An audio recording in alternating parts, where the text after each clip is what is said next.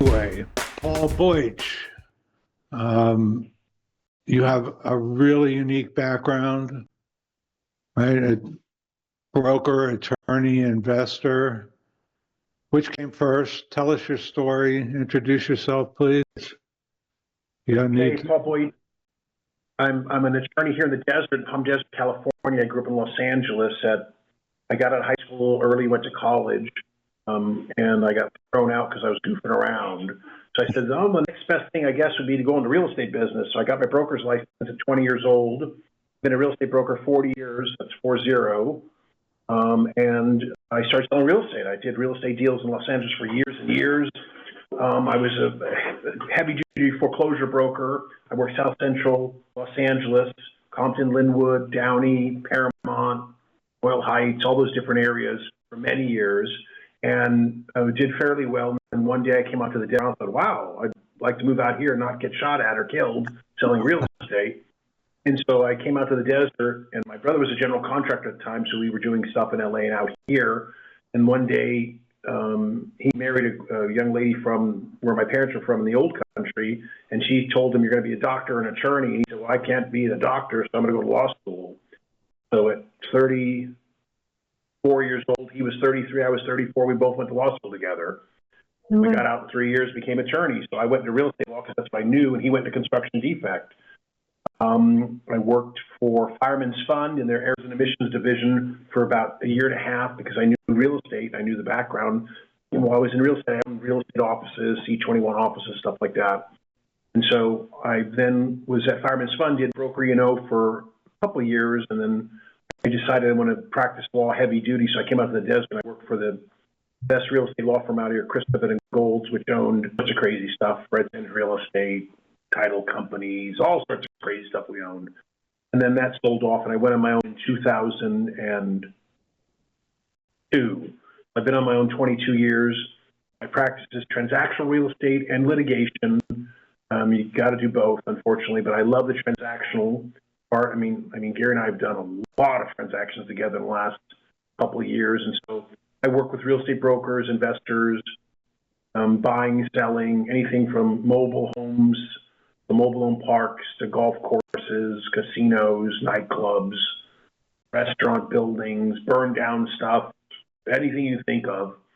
My primary focus is in the desert, but I've done a lot of work in LA, all over the Southern California. I've actually done transactions out of the country too, Dubai and Japan.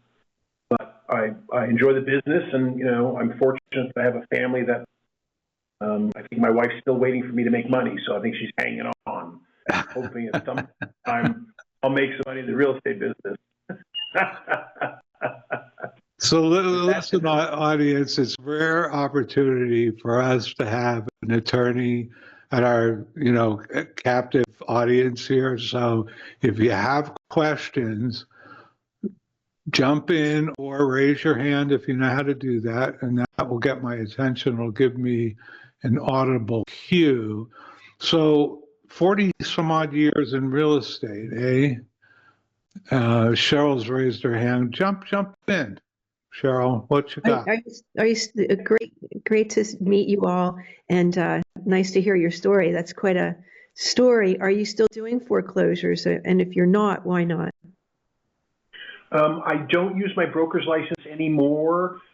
In the desert, it's such a community that if somebody finds out that I'm using my broker's license, the whole company flips out because I practice law. I still do foreclosure work in this office. We have a contract to do foreclosures on HOA liens and assessments, and I still do onesie-twosie stuff, but I don't do it like before where I was doing, 50 BPOs a week, or 100 BPOs a week when I was in Los Angeles. At one time, I carried 100 listings at one time, and I worked when I was at Remax in law school. I worked with a guy named PJ Jangiri, and PJ was at Remax, Advantage REO, which is Linda Corpusfield's running at this point in Orange County, and I worked with him, and I did foreclosure work with him. But I kind of stay away from that. I buy stuff, but I stay away from actually physically being a broker of record.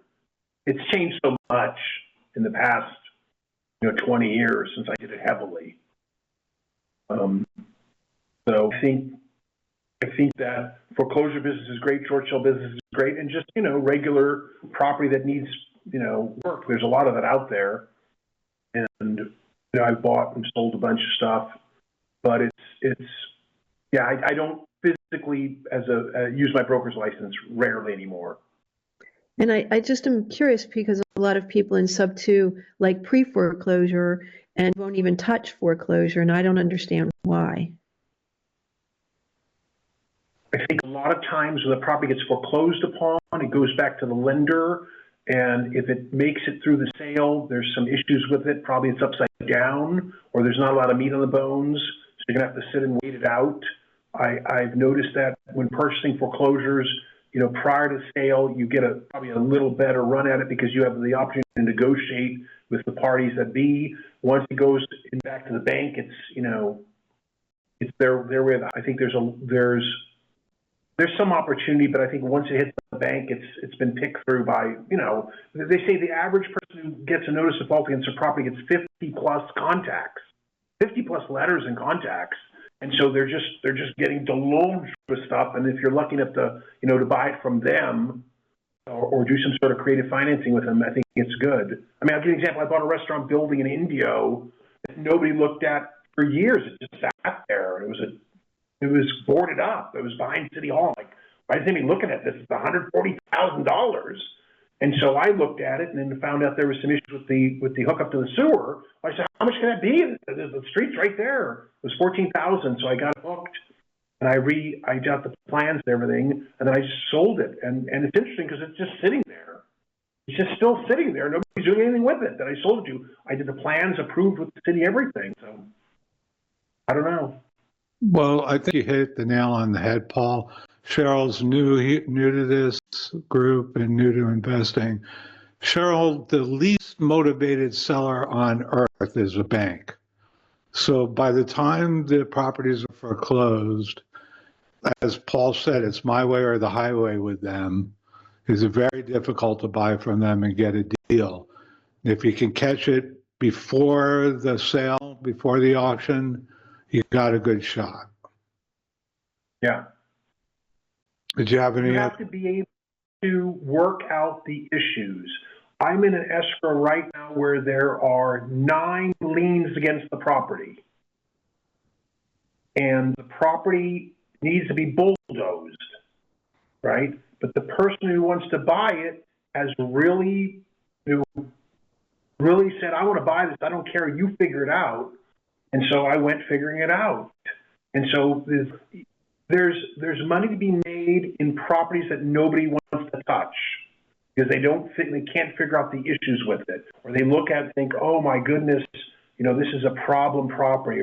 Or give you an example, I bought a 5-acre piece that was zoned for houses. Well, I don't want to build any houses. I don't want to build period, but I said I don't want to build any houses for sure. And so I went to the city and I said, can I convert this to high density?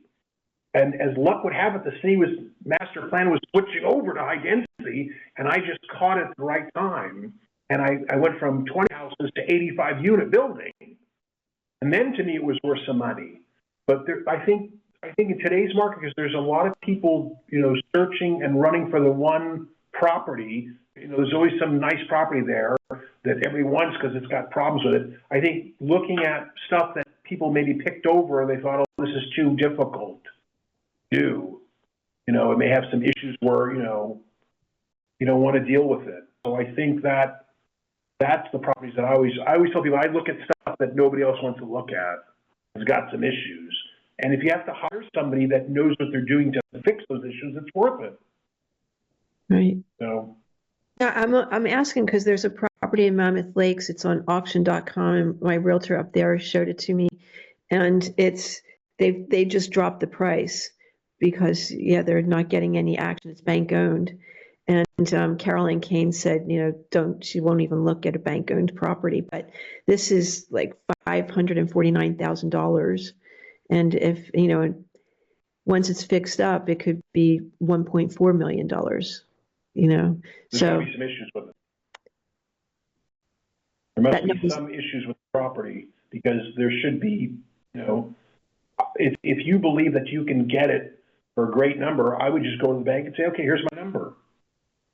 This is what I'm going to pay you. So- And they say, oh my, we're insulted. We're insulted. Well, they're insulted, but you're the only person showing up with money. Right? I did a house in Palm Springs. An attorney called me and said, would you like this house for $70,000? $70,000? What do you got to, what is it? And they said, it's just destroyed. Destroyed home. There's 10 cars. The thing you can't get through the front door. There's so many problems with it. I walked, I looked at it, and I thought, okay, it's not that bad. It's bad, but it's not, to me, it's not bad. Now from 30, they said, we'll take it. I got it for 30. And I had to send 10 40-yard bins out there. I said, somebody hired, I said, can you clean this up? They said, yeah, how much? He said, whatever the cost of bins are plus $1,000 a day. I said, done.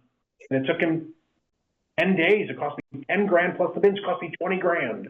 I was in there for like 50.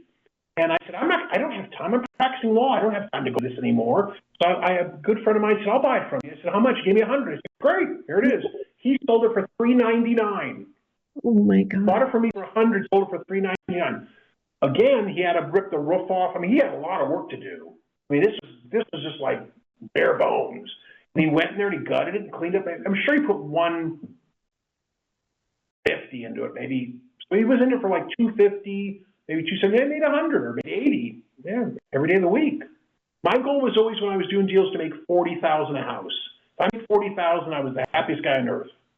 That was my rule of thumb. At the end of the day, paying brokers, commissions, heartache, stress. It was always to make 40. If I could make 40, I was happy to do it. So Paul, I don't know what it is now, but I'm assuming it's somewhere around 40, 50, 60. I mean, you're gonna get a home run where you're gonna make a fortune on some, but some you just may make, get out with your teeth. so remember back to your very first real estate deal? Yes. What was it? Was it a smooth Apartment building experience? in Downey on Paramount Boulevard. Wow. Okay. So was that a smooth experience or was it a learning experience? No, it went pretty good. I didn't know any better. So I said, oh, this must be easy. So I did my first building. I made some money. I thought, this is the easiest business on earth. That was back in 84, 85, when interest was super high. And so the building was the owner financed it. And I just happened to know him. I think his son and I went to high school together or something. I was young. And so I said, hey, okay. And so I put the deal together and I thought it was pretty good. And I got better into housing. My father came to this country and had a great education where he came from, and in the space program with the Apollo program. And he started buying little apartment units, and he never sold anything. So I kind of grew up around that. He wouldn't give us anything, the kids. He said we made us work ourselves, which was probably the best thing ever happened to us. But when he passed away, he gave everything to the grandkids. I said, I don't need it when I'm 60. I need it when I was 30 so I can go party. I needed the money when I can go party, have a good time. I didn't need it now, right? So he just gave it to the grandkids and stuff, which is great. They're good kids. But with that said, it was my first property was an apartment. I love apartments. I think that anybody in this world right now in real estate should be investing in land for apartments and building apartments if you can build them. If you can't build them, buy them and fix them or convert stuff into apartments. We have such a shortage of housing in this state, it's not even funny. Probably 2 to 3 million units short, minimum. At least. I would just be finding land that you can convert, or there's a guy out here, I know you may know Gary, Roger Joles. Roger and I go back for a long time. He's buying houses and adding ADUs. That's all he's doing. Houses, ADU, keeping it, renting it. Houses, ADU, keeping it, renting it. And he's killing it, absolutely killing it, because you can't find rentals. Right. Right. And so I'm being counseled to form an LLC with a holding company and that sort of thing. And I just didn't realize that I needed to have that kind of a structure in place to do this kind of real estate transactions. It depends on what kind of transaction you're doing. So if I'm doing wholesaling, and so in other words, you're tying it up and then flipping it in escrow. right. We can do that in different formats. You can, but I don't know what the program is you're working on, so I'd have to talk to you about that. But I mean, it depends on, what you're doing. And a lot of times they put an LC together and just, I've dealt with a fair amount of people that have done that, and they've been successful. It's just a matter of tying up the right property. And, like you said, this place you talked about, that house is worth $1.5 million fixed up, or $1.2 million fixed up. And that should be a no-brainer to tie up. The only issue is that whoever you're buying it off of, if the lender, they're going to see what your horsepower is, make sure you can close on it. Well, most of those deals that you and I do together, they're through wholesalers, believe it or not. Yeah. Yeah, Cheryl, this is a real personal choice. I know, what the mentorship recommends, what PACE wants to hide everything, so there's all kinds of layers of holding company and operating LLCs, and how many properties do you put in an LLC. You spend a lot of time looking at that stuff. There's hours and hours and hours of Zoom content on that, enough to make it from a fire hose. So, Paul, I've got some specific questions I'd like to ask. Sure. What in your mind is the most or the biggest mistake or most common mistake investors make that they could avoid? They don't do their homework. What do you mean? They don't do their homework. They don't look at the title to the property. They don't find out what's underlying, what the liens are, the title, and the history of the property. That's the most important thing. The first thing when anybody calls me, the first thing I do is, what's the address of the property? And I immediately get on my title program, because I represent title companies, and I find out everything about this property. Is it in foreclosure? What's the liens against it? Is it missing taxes? Is there HOA dues that are owed? Give an example. This place that I'm doing right now, it's the client. It's in the millions. It's not like the client is extremely substantial, like extremely substantial. This place is a couple doors down from him, and it's got problems. Somebody half-ass built it and just sitting there half-ass built. It's an eyesore to the development. The first thing I did was I heard about it. I got a call. I looked at the title and I saw, oh my God, this thing's got 9 liens against it, like 900,000, 2.4 million, and it's not worth that. And so I said to him, this is a problem. This is not just some easy deal you do. And so the first thing I did was look at the title of the property, what's the title, and look at what the problems are with it. Then I say to myself, is this something I can go after? Is this something that I think that I can buy that makes sense? And for me, I'm a little different animal. I don't mind taking on problem issues. It doesn't bother me. If you do mind that, then you better find somebody that can help you not mind that, right? That can go in and look at those issues and say, run for your life, don't buy this, right? And a lot of people buy properties. I'll give you an example. There was a guy that came to this country. I use old country because my parents are from Eastern Europe. So some son of a friend came here and drove a truck for 30 years. And then after he sold his business, he said, I'm going to get in the foreclosure business. So he buys a property in Anaheim Hills that the thing's worth, without question, $900,000, and he gets it at the sale for $300,000. And I said, what? How's that possible to foreclose sale? He goes, oh, I got it for $300,000. You can't believe the best deal ever. And I look up, I said, you only bought a third of the property. You only bought a third of it for $300,000. And he's like, what? Tenants in common? That happens. You got to be careful. So he goes to an intensive care unit immediately, and I say to him, you got to somehow cancel this transaction because the money's going to be gone. So, you pay off the lender, third lender. He's going wherever he's going. You'll never see it again. So he claimed that he got held up by gunpoint and somebody stole his cashier's checks. And so they canceled the transaction immediately. They sued him. And it settled out for a minimal amount of money, but he didn't do his homework. Anytime you look at a piece of property, you got to do your homework, figure out what's going on. I would do a homework in the neighborhood too. I mean, I have unfortunately bought property sight unseen, but I know it well enough that I know, like I was in La Quinta. I don't know if you folks know where La Quinta, California is, but I was in La Quinta, and at one time I had 17 houses there at one time, and I would buy stuff sight unseen, but I knew the neighborhood. I'd owned property there before, and I knew the problems with the property. I knew, what was going on there. And if somebody said, well, it's in bankruptcy, well, that didn't affect me because I could figure out that. And so it wasn't, but that was stupid to do. We should go look at it. And so you look at the neighborhood, see what's going on in the neighborhood, because this could be, at the end of the day, the greatest property in the neighborhood that doesn't support the prices, because people overbuild sometimes. So the question becomes, look at the financial property, look at the background of the property online, and look at all the liens, and even pull up those liens. Is there easements and stuff that I got to worry about? Is there problems? Is it on, people buy stuff they don't understand it's on leased land. Like, what? How to get on leased land, right? And then go look at the neighborhood, see what looks, if you want to, be in that neighborhood and say, does it support this property? I mean, we made a fortune in some areas, not a fortune, but for clients, not for investors. We made money because we go into areas that we knew well, and some areas you just stay out of. There's no, like, if I could find anything in South Palm Desert, I'd buy everything I can find in South Palm Desert today. Everything I can find that was a fixer, because it's a great neighborhood. Everybody wants to be there. It's just one of those things.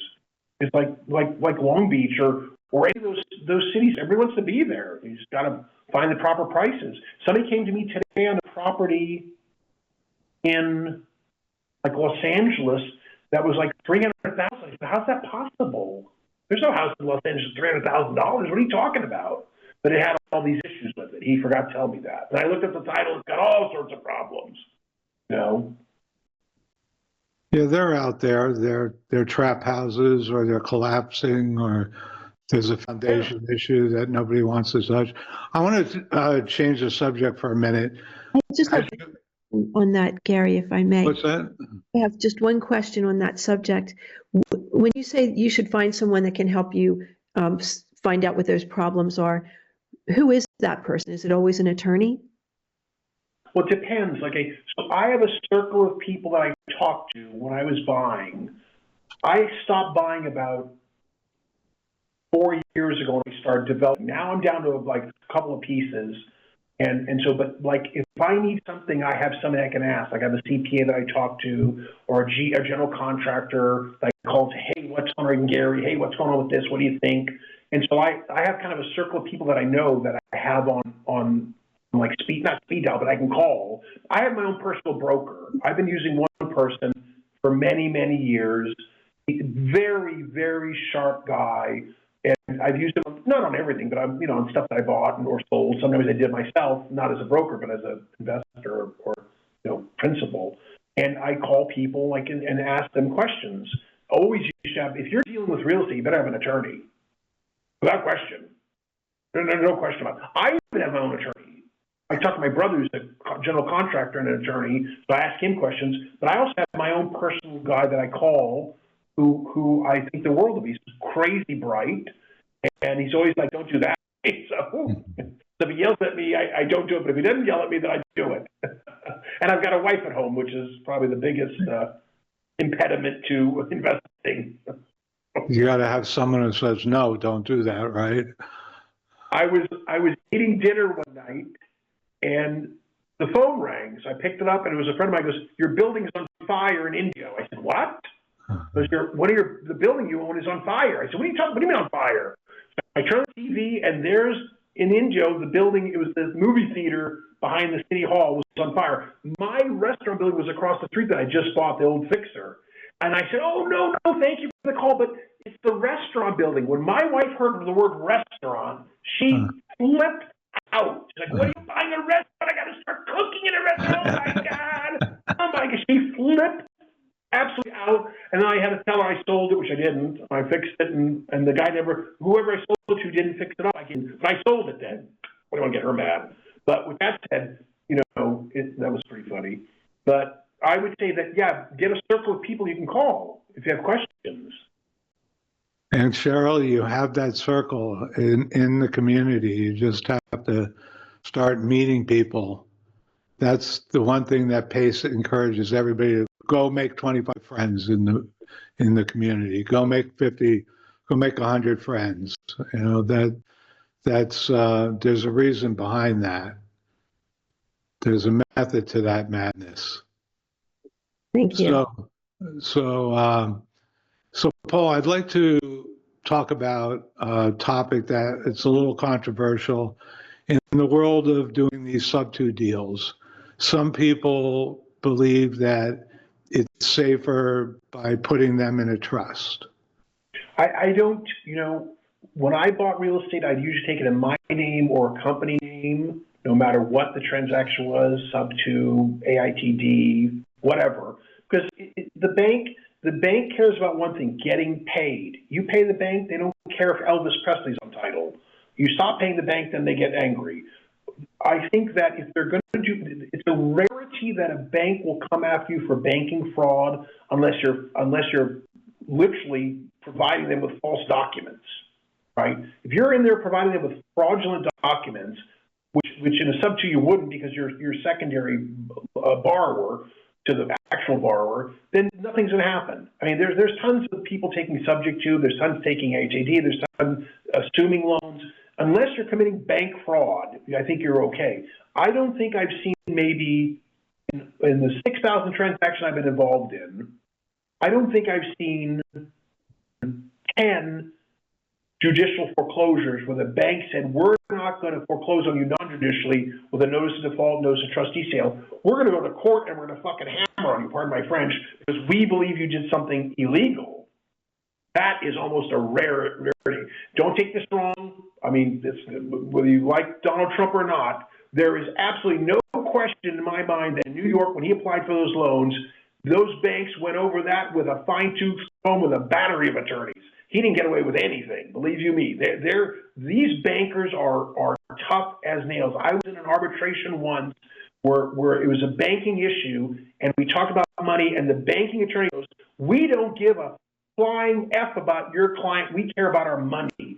So we are going to make sure we're protecting the bank. So with that said, I mean, I guess you can put it in different entities to try to, one distance yourself. I mean, but I don't, there was a guy in Newport or Orange County, California. He was an attorney and a CPA, and he claimed he could protect you from issues with getting sued on foreclosures and stuff like that. And he's right now running from the FBI in someplace in Mexico. So, I mean, and true story. And so he cloaked a couple of my clients' buildings, and I had to get it all unwound because it was such a mess.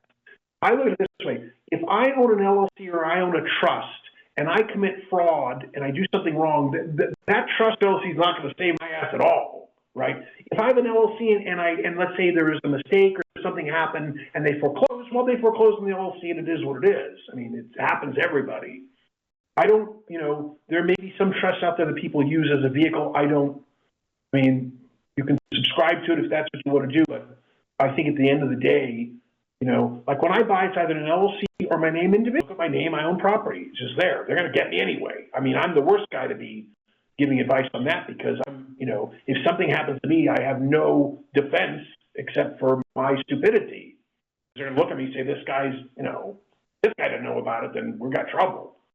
And so I've not had that much problems with that. I've had some issues, but I try to, if there's always a problem, you try to resolve it up front. That's always been my position. Like we had a house we did where they were complaining about the paint and this and that. I said, listen, what are you going to do? Paint the house? Yes. Okay. Paint the house. We're done. Let's move on.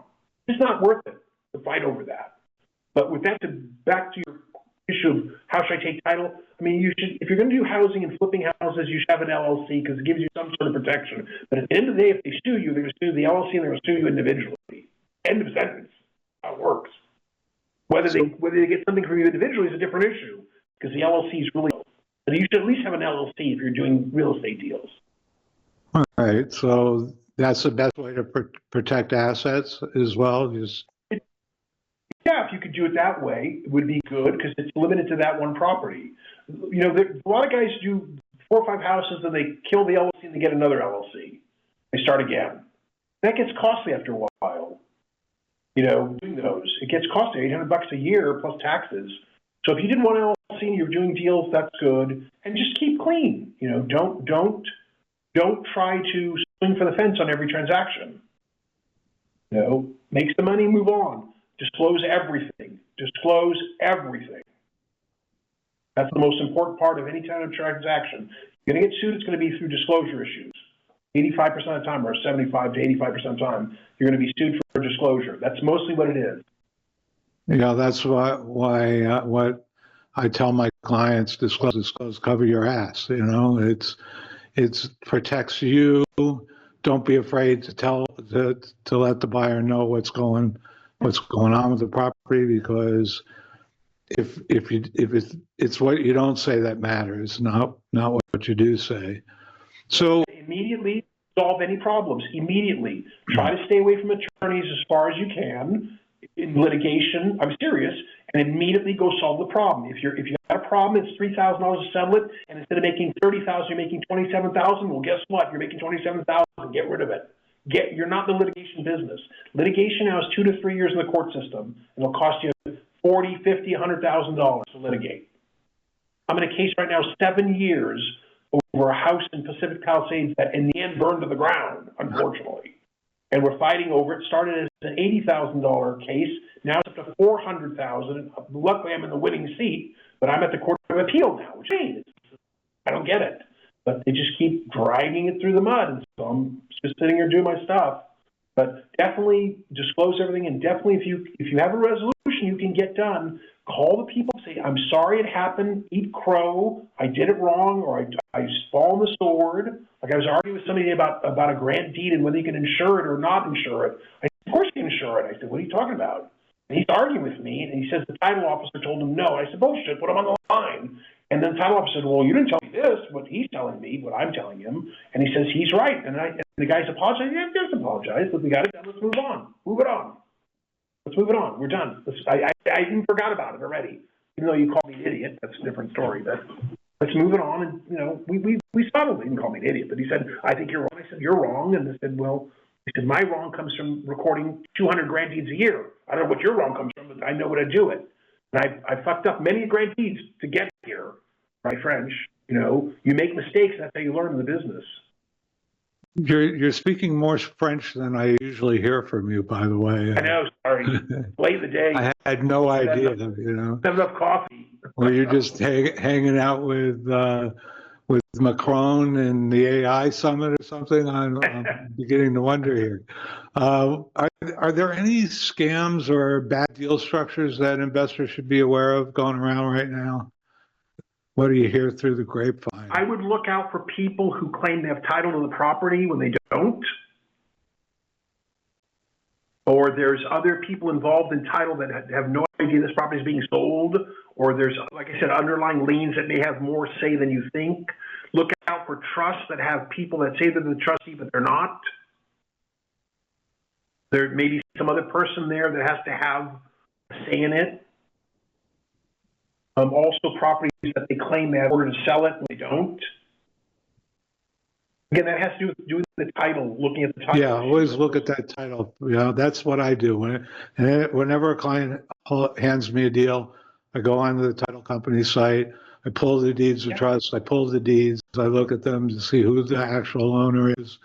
So that's standard operating practice. So I love hearing that from you. Yeah, I love hearing that. Let's see, what haven't I asked you that I've been thinking about? Are there any asset classes right now that you think are good buys? What's that mean? Well, multifamily versus commercial. I know office space is still in the toilet, unless you can convert it to residential, but for a lot of structures, that's a real stretch. Bill and I talk about this literally every day. He's, like I say, he's a general contractor and a construction defect attorney. He's a very sharp kid. And so we're just 1 year apart. He's 59, I'm 60. We've been around a long time, both of us. And we talk about that. What direction do you go in today's market? I mean, and I think the best direction is anything off market. I mean, it gets to the MLS, sometimes it's picked to death. But anything off market, if you can find, converting stuff. I mean, I was thinking, Governor Newsom passed a law that says if the commercial building is within the sphere of a residential neighborhood, you can convert it to residential. So I'm thinking, okay, maybe I'll go look at some, you're going to laugh at this. I'm going to go look at churches, churches that went out of business. I know it sounds terrible, but the church went out of business and they have a rectory and they have the building and it's in the residential neighborhood and they're selling it to me as a church, which is no use to me. I'm religious. I'm being serious, but it doesn't need. There's no need for that. So I mean, a conversion of that. I mean, that's a lot of work. I love the thing about the house with the ADU. You know, buy a house and put an ADU in the backyard. You have to do it by law. Governor Newsom passed a law that said you can then sell the ADU, but there's only one. If you prescribe the law, the only city that's doing that now is San Jose. The only because me and my brother researched it. He said, "Well, why can't we sell it?" I said, "Well, I don't know how you legally. I guess you have to somehow subdivide it off or come up with some sort of description." But I think if you buy a house and rent. All right, so I think there's. I think the you know, and I can't cite all the ABs and SBs on this, but for instance, I believe that every residential property is entitled to an ADU plus a junior ADU. So as long as you can meet the setback requirements, et cetera. In most cities, there's some nuances, but yes. Yeah, if you could put up a unit, my goodness. My brother George has a house in Yorba Linda where it's 2-story, but there's nothing over the garage. So he said, I'm going to convert the whole garage portion and I'm going to make that a new unit. Where above it I could put 2 bedrooms and a separate thing. So now he had a house with a guest house, and he was figuring out how to do that. And so he was going to do that, but he didn't as of yet.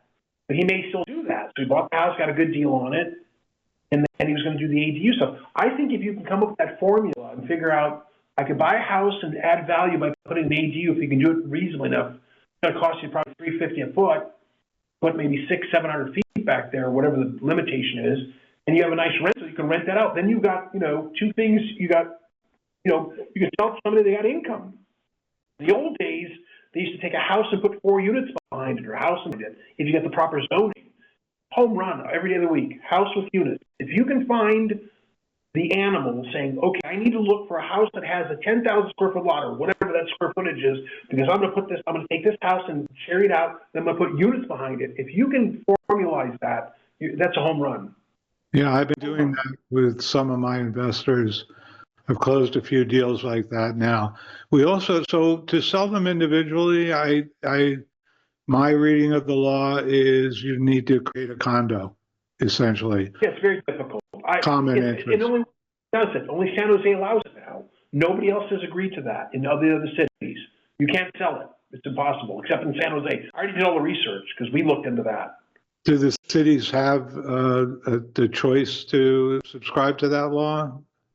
Yeah, and the only person that's opted in right now is San Jose. I heard some rumbling yesterday or today about it, but I haven't looked at it. But it's my understanding only San Jose, because we look, hey, let's start, building houses, doing building and stuff. The cost of construction's expensive, but if you can make it pencil, I would never sell. I would just keep. But you got to deal with tenants now, so that's a whole other set of circumstances. Well, tenants are condo owners, then you have to have a mini HOA. I mean, I did back in the 80s, I did HOAs as small as 4 units, converting small Department of Real Estate says 5 or more units has a HOA. 5 or more, you have to get the Department of Real Estate involved. Right. Because this is considered a subdivision. 4 or less, you don't. So if I was investing heavy again, I'd get a house and I'd build. And just keep it if I could, rent them all out and move on to the next one. What about, do you have any? I think do a lot of financing. I think that's where the money's at. The institutional stuff is tough to get a hold of nowadays. Do you have any familiarity with SB? No. That allows you, it kind of put that, again, Senate bill says that cities should do lot splits as a ministerial procedure rather than, full on planning board, public hearings, all of that a legit lot split that meets the requirements should be a ministerial process, which greatly speeds it up. That's another play I see some investors pursuing. Do you have any feelings about that? Well, I think if the city will allow it and you can figure out the process and get the engineering done, then if it pencils out, then I would do it. Yeah. Well, San Diego allows it. I believe it's a mandate. I don't think the cities have a choice. I understand that, but it's all about the lot cost and the cost to split it and the engineering and stuff. Does it pencil? Does it pencil out? If it does pencil, great. I mean, that's because, you know, I would love to build housing, you know, at X amount of dollars, and I could get money for that 100 deep. I just got to figure out, can I sell anything and make any money? Because the investor is going to want their, you know, investment back, and I got to pay it back to them. Because I think there's ample infill lots, there's ample lots for units. There's a whole bunch of stuff you could, like, somebody came at me with a building in Santa Monica the other day, a client of mine who wants to buy it, and it was perfect. You do everything you wanted with it, but we couldn't figure out how to pencil. Like the golf course I told you about in Ranch Mirage, they sold the golf course, and like came to me and another client first to go look at it, and there's room for housing all the way around the golf course. And you kind of penciled out, but then we figured out that the city wanted us to talk to the neighbors, and that blew the deal out of the water because, you know, you can't get 3 people to agree to that today's Wednesday. Imagine 100. You might as well blow your brains out to ask them if you're going to do something. But that was an opportunity, but it penciled, but it didn't have the other portion of it, which is the approval part. But I would look, again, I would look for stuff a lot off market or stuff that's been on the market for a long, long time that people, like that restaurant I told you about, that people just looked at and thought, why would we look at this? I thought it was a great deal the moment I saw it. So I looked at it from a different angle. I should have kept it, but my wife put her 2 cents in, and that ended up. Well, it's not worth an inoperable restaurant is not worth getting a divorce over. Yeah. Anybody else got? I had the website, everything. I had the logo, everything. It was great. It was called theporktaco.com. And I also owned El Porco Taco in Spanish. And so I had them both. And I just gave away the websites after I sold the building. But I had like a person looking like, it was like an animated taco man riding a pig.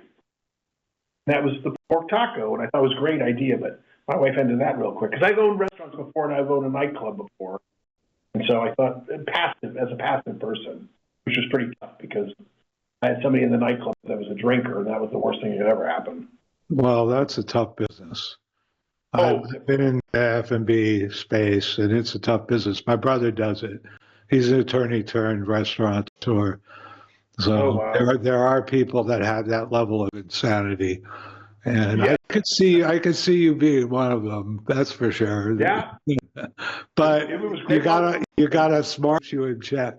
Hey, is there anybody else here who wants to ask Paul some questions? I have a quick question. Sure. Can a foreclosure on a property be postponed over like a diagnosis, like a health issue? Like, let's say, for example, if somebody just got diagnosed with cancer. You may be able to talk to the trustee and say that, you know, the borrower has some health issues. I don't know if it's from a legal standpoint. There may be some laws that allow for that. I'd have to do the research on it because they do have laws that allow for that in other instances.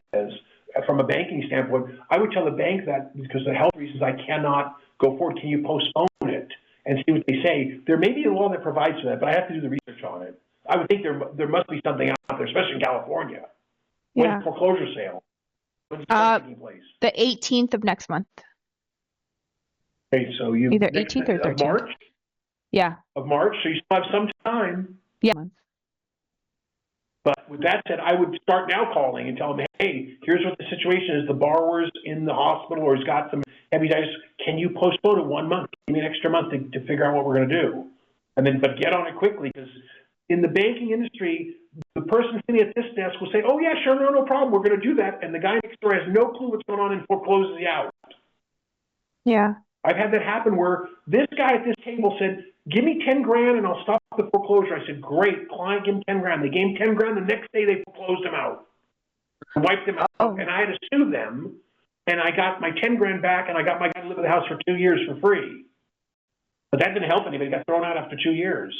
So, yeah. I mean, I would get everything in writing when you talk to them. But I'm sure there's some laws that talk about health issues. And the bank doesn't look like a villain You go to the newspaper and say, hey, by the way, they threw this poor person out that had cancer. I'm like, whoa. So I would definitely talk to a program that fits that. And if not, do some, research or call me and I'll do some research for you quickly. I'll tell you yes or Okay. no if that's a possibility. Yeah. But you got to move quick. You only got, Yes. it seems month. like 40 days. 40 days is nothing in time-wise. Because, here we have 6,000 holidays. Like today's a holiday in the court system, Monday's a holiday, then you got Valentine's Day, nobody's doing anything, and the Super Bowl was 6 days off, and They're still hungover. hungover, whatever they're doing. Especially in party. Philadelphia. Yeah. Yeah, right. Thanks, Paul. I appreciate it. Nayeli's worked on a lot of pre-foreclosures, so she's got some experience. She's an agent. She's on my team. Yeah, good, yeah. If you have any questions, you always call me. Anyone, if you can call me anytime. I'm not going to bill you anything. I'll give you my number if you want it right now. You can write it down. You can call me anytime. Yeah, what is it? 760 area code 340-3700. 70340-3700. I take all calls. I won't charge you anything. I never charge anybody for phone calls. I only charge you when I tell you, hey, I'm going to start working, and this is what I'm going to charge you. Say, okay, then I start charging. Other than that, you can call me anytime you want. I love talking real estate. I'm gonna post it. I added it on the comments. Okay. All right, Great. Cheryl, you got more to say? Is that a Mammoth number? I'm sorry, what? That's a Mammoth area code, right? No, it's No, it's in Palm Desert. Palm Desert. 760 I'm in Palm Desert. 760 was split off from 619, and now there's a bunch of overlays on top of that. There's So actually in like San Marcos too, there's 760. It's all over. Yeah, it's a big, you're right here, yeah. Well, you have parts of North County, San Diego, Riverside, parts of Riverside County fall into that. 760 was originally carved out of 619. When I first started, it was 619, the area code here. Yeah. And then it's 760, and people go, well, where's 442 from? Well, 442 is an overlay for 760. Just like I think 424 is an overlay for part of another part of, I think, LA County. So, Cheryl, do you have a follow-up question here? Thank you. Okay. How about you, Nayeli? Nope, that was it. Thank you. I appreciate your time. Sure, of course. Anybody else want to ask Paul a question before we wrap up? Mott, got my you're number. taking this Call me anytime. opportunity to talk to an attorney for free? I just wanted to listen. I didn't want to necessarily ask any questions, but I appreciate your time tonight. Yeah, of Well, course, please. Paul, I appreciate so much for giving us this time to answer our Thank you. questions. The opportunity. Yeah, And anytime. I'm going to have to brush up on my French a little so we can have. Yeah. I was taking notes too, Paul. I got new vocabulary. No, boy, sorry, guys. I rarely cuss, but once in a while you got to throw it in there. I can say, listen, anybody I would call, love I can it. say, I could crazy stories about real estate. Just one close one. There was a guy out here at one time that had billboards everywhere, and Gary may know him, Tom the Home Buyer. So Tom the Home Buyer was famous. He closed 4,000 transactions, 4,000 flips. He never dealt with any brokers, and he never dealt with the MLS. He just went knocking doors and whatever he did. And I used to represent him a long time ago. So it's out there. It's just, you just got to figure out your hustle, how you want to do it. Well, cash, yeah. I'd be the happiest guy on earth, but I can't. Kids, I got a kid in college. I got, life. I got houses. I got dogs, and the usual stuff. But if I can go wheel and deal, oh my God, I'm the happiest guy on earth. Wheel and dealing's the best. The best. Yeah. Okay, everybody, I'm going to call it. Again, Paul, thank you so much for being so forthcoming. Thank you. We love and appreciate you. You're the best thing that happened to my real estate business is meeting you and incorporating you into our subject to process. It's been awesome. I know that we got quality work. We're protecting our sellers, and I just appreciate you so much. All right, everybody, thanks for attending. Thank you. Thanks, guys. All right. Thank you. Take Bye, care. everyone. Have a good night.